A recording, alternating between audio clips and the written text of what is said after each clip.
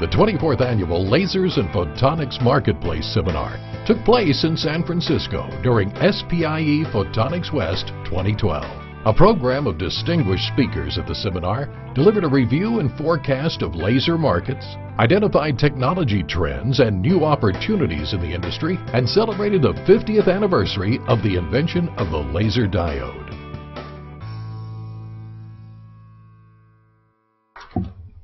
Thank you. It's humbling to speak in front of such a distinguished audience.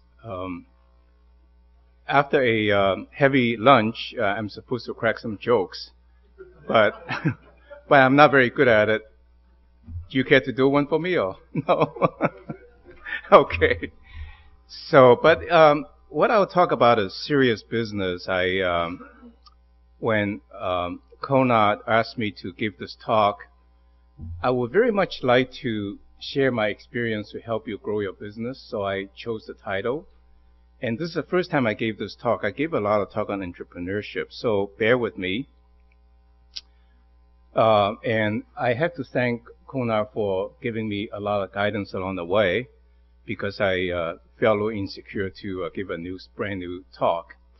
So this is what I got today. I tell you, I really enjoyed this community. I've been at it for 40 years and know a lot of you folks. And it's just a great community. So I hope what I say today will be helpful to you. Well, maybe I just say a few words about my book. I have written a book, really chronicle my business experience. I also went through the Harvard Business School, so-called the OPM program. And so it really encompasses much what they taught in the school, as well as filtered by my practical experience. And it covers not just starting the business, but also all aspects of operations and growth and marketing and so forth. So I hope you'll pick up a copy. I have them in the back, and you can pick it up now and then order it online and pay for it. But I hope you'll find it useful. In fact, I think it's a great tool before you have a management meeting. Let everybody read it so that you have a common ground to interact and get to the conclusion quickly. So today's talk is about growth, and I would like to personalize a little bit to the growth strategy of the photonic industry. And I also want to express my vision for healthier and wealthier photonic industry, which I think it's all our purposes, and then summarize with some talks. And so this is the book. A great deal of the book contains what I said today, but of course today is a little bit more narrowed down. So in the book,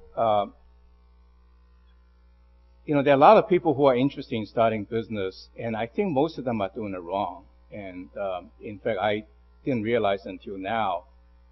You know, you're thinking about a very hot idea, go after it, put a lot of money, grow fast, so that you can get to exit quickly. It turns out that is just the wrong approach. So the idea there is, in fact, to look for an idea that's within your field of expertise. So translating that to your everyday business, because you already have a business, is to really try to regroup your competitive advantages, your strength, and put it to work in a very efficient way. And that's how you grow your business. And of course, you do really want to have good investors. I think having bad investors is very difficult to work with. Life gets very difficult. And I think actually a very important part of the book that's very different from most books is on management. It's about the organizational strategy. There I talk about the self-actualization aspect of it. That's a very powerful concept. The concept basically is that you help your employees succeed so that they can then help you succeed, because they identify their own success with that of the company. And that's pretty much what I did both at Newport and New Focus. And I think it's proven to really work very effectively. And then I also talk a little bit about manufacturing strategy. There, I use a lot of experience at Uniphase, where Dale Crane is such a and growth in the excellence in manufacturing. So I describe a little bit of that, and also point out the consideration for outsourcing. I don't think it's a given that you want to outsource. You need to do it very intelligently, or else you give away the shop. And then again, a lot of operational details, but it's a good reminder how to apply common sense to run your business. And then the growth strategy. And then finally, near and dear to all our hearts is how to maximize your exit valuation. How do you prepare for it, and so forth. So these are the companies I acquired. I have intimately involved with.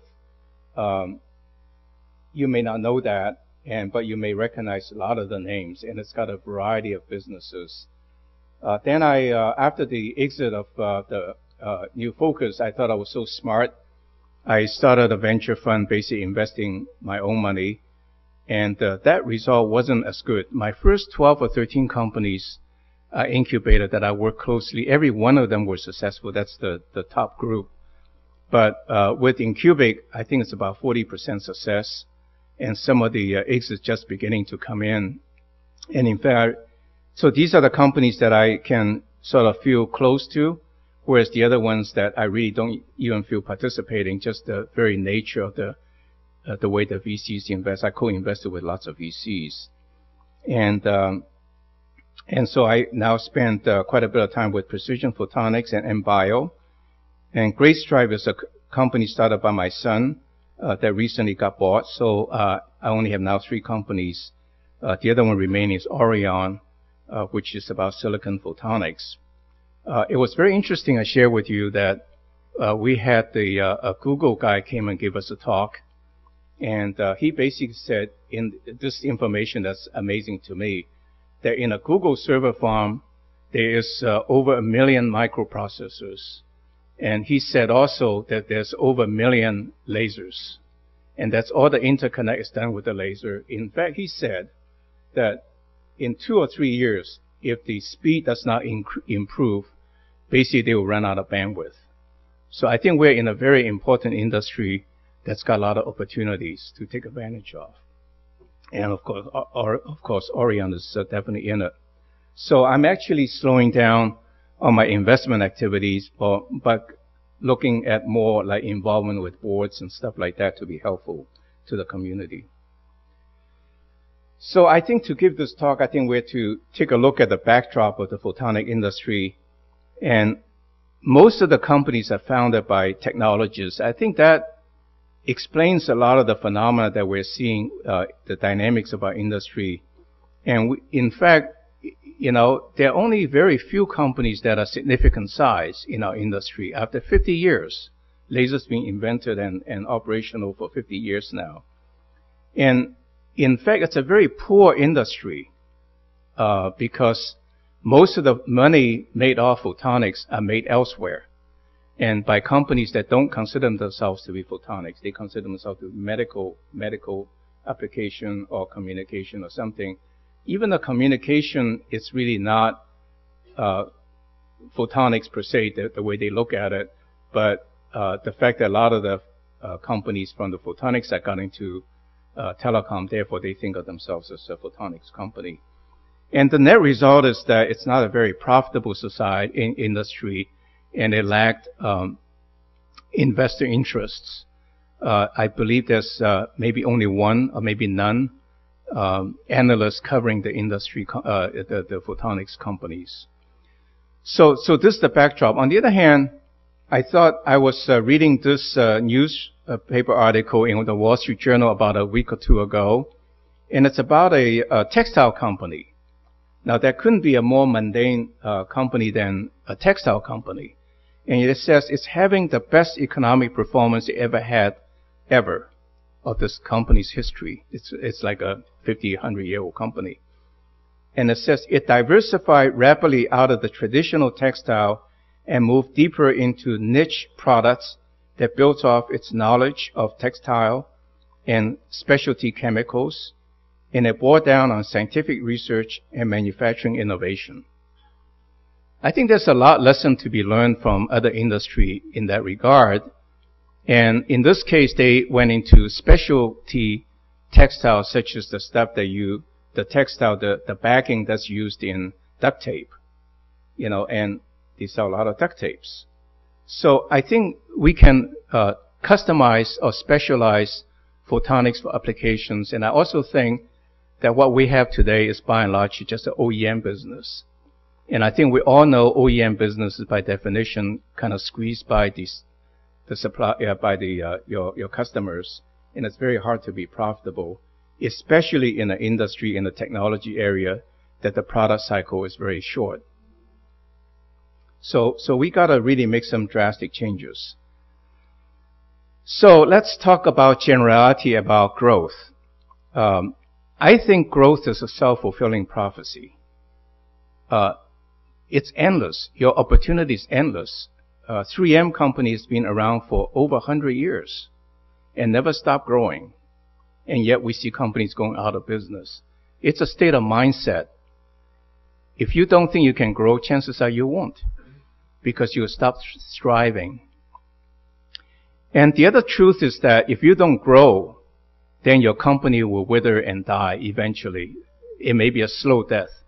And the reason is that good people don't really want to work for that kind of company, and they go elsewhere. So what you will wind up having is people just want to have a job, and that's a really sad state of affair. And then the other principle about business is that the growth strategy must be capital efficient. That's the whole definition of entrepreneurship. Entrepreneurship is basically taking capital out of one area and put it to work in another area to produce more value. And so if you want to grow, you must grow with capital efficiency, which means serving your customer particularly well and make a profit doing it. And I think focus on profit is the wrong focus, but focus on serving customer well and to be able to make a good profit, that's really the goal. And none of us are omnipotent or have infinite wisdom. So we all run out of steam eventually. And therefore, if you want a sustainable growth company, a company is supposed to be self-sustainable, you got to enable, empower people to make decisions. And in fact, I felt that it's important to make, I mentioned earlier about the self-actualization, self-actualized organization. It's really important to empower people to own customer satisfaction and growth. Then everybody will be responsible. I used the example at New Focus, especially and Newport in the early days. I don't know what it's now. But literally, a customer call middle of the night. If there's a janitor, he would hunt down somebody to take care of the customer because he felt responsible. And that is the kind of a organization you need to grow into. And you must reinvent, renew yourself if your growth slows down. In fact, I make the challenge in the book that if you don't think your company can grow several percentage a year, then in fact it's time to think about changing a CEO. Because, like I said earlier, growth is a self-fulfilling prophecy. And witnessed during the telecom bubble burst, many companies try to hold back and keep hoping things will get better. And well, you know what? They never got better. Because usually, if you look at all of the startup companies that are successful, it's a momentum thing. And so the only way, in fact, is to cut it way back, start from the beginning, regroup your resources, your strength, and build it all over again. And in fact, Chris is here. That's MBio in Colorado. We started off in telecom components, and we just saw that coming. And Chris made the decision to get out of the telecom business, basically, aside from a few little things, and start a precision and say, what is really my capability and strength? Well, it's the instrument capability to make precision optics. And they wind up putting their nose in a grinding stone and build a successful and profitable business with it. And that's the reinvention I'm talking about. It's regrouping what you got and put it to use in a way that fits the marketplace. And a lot of these stuff are in the book, maybe not quite as explicit as this, but it's all there. That's why I say it's so good if you have a management meeting, have everybody really look over it so that you don't have to spend the first 20 minutes debating, that everybody's talking for nothing,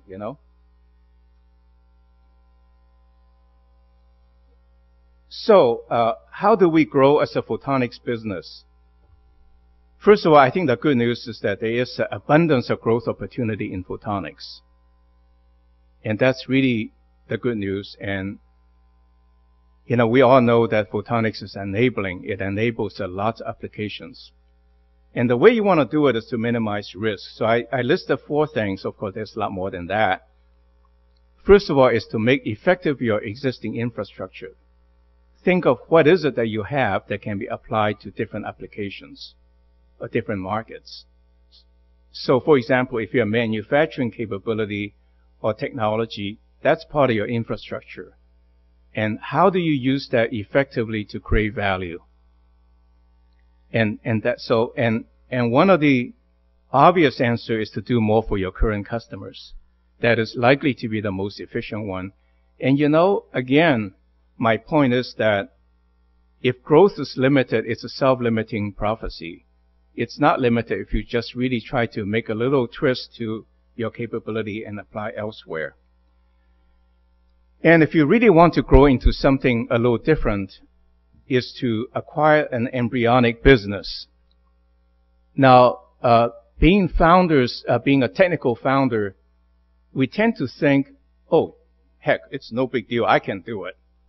And rather than think of acquisition of an embryonic business.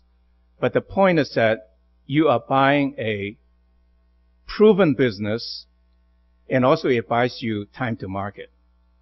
And it can also enable you to make efficient use of your infrastructure. So the basic premise is the following.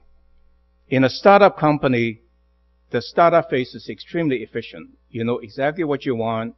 You don't have a big company politics to burden you down. And so you're very efficient in creating the value to develop the initial business. And in the book, I coined the term build a prototype business. And it's no different from building a prototype product. You get all the bugs out, proven, before you commit to volume production. And before you commit to making a big investment to grow the business. And that's what most VCs do, which I think is really a mistake, because that's not logical.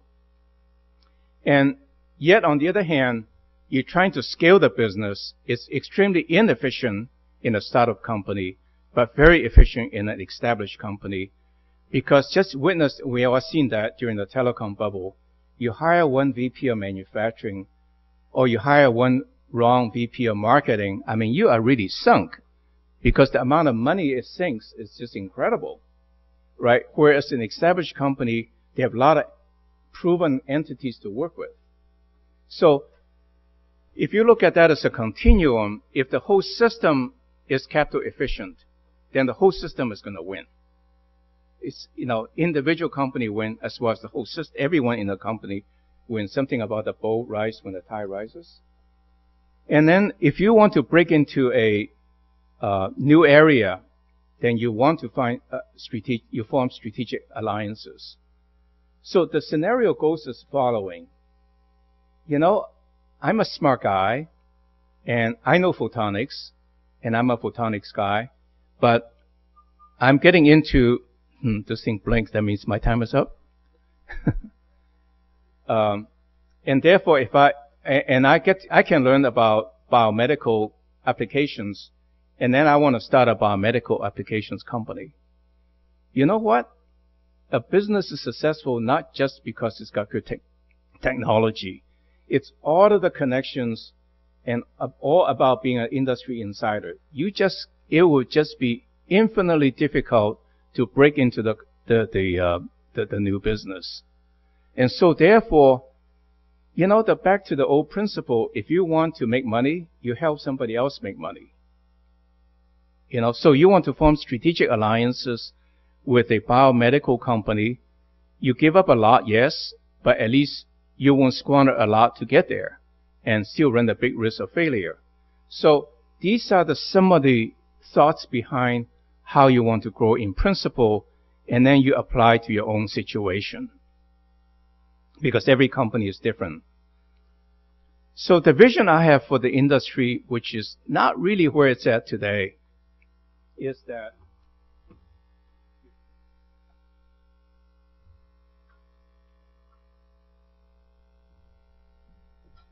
you want to create this continuum where technology is incubated in a startup company, and then acquisition occurs in a established company. In the good old days, a lot of the networks company like the Ciscos of the world grew very, very fast. And the reason is that they were able to make a deal with a startup company and say, hey, you know, if you can meet the goals that you came in to sell me on, I will buy you for $100 million. Now, with that, it makes it very easy for the company to go and raise money from the VCs. And then they also have a very specific target to shoot for.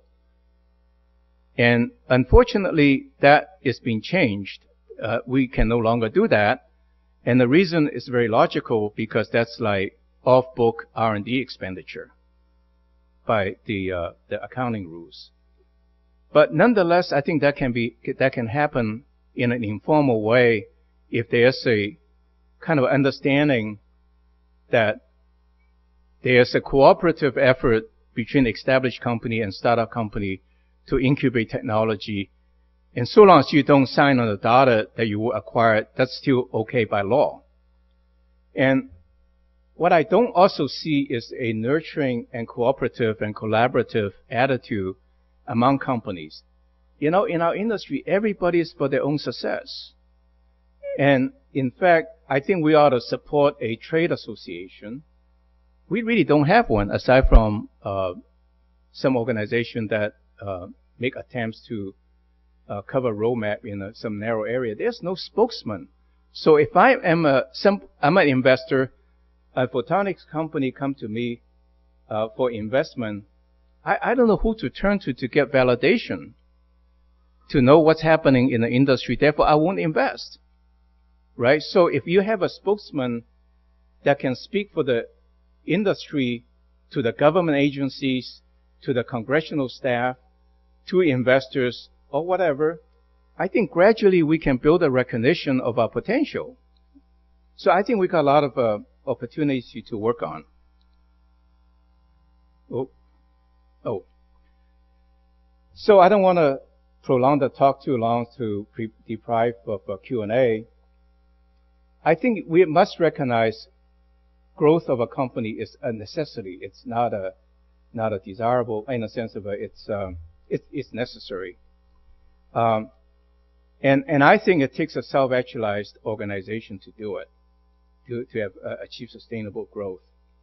And one technique of growth is to acquire embryonic businesses and form strategic alliances. And we have to support an active trade association to provide us directions and be our spokesman, and to provide credibility, really. So together we can build a healthier and wealthier photonic industry. So that ends my talk. And I gotta, the one principle about business is never stop selling. So I gotta tell you, the book is really a valuable resource. I spent 10 years or 12 years writing it. And it's 4 versions later, trying to figure out how to explain things that, easy way to understand. So do pick up a copy in the back. You can pay later. I trust you. If you don't pay, I understand. So, okay.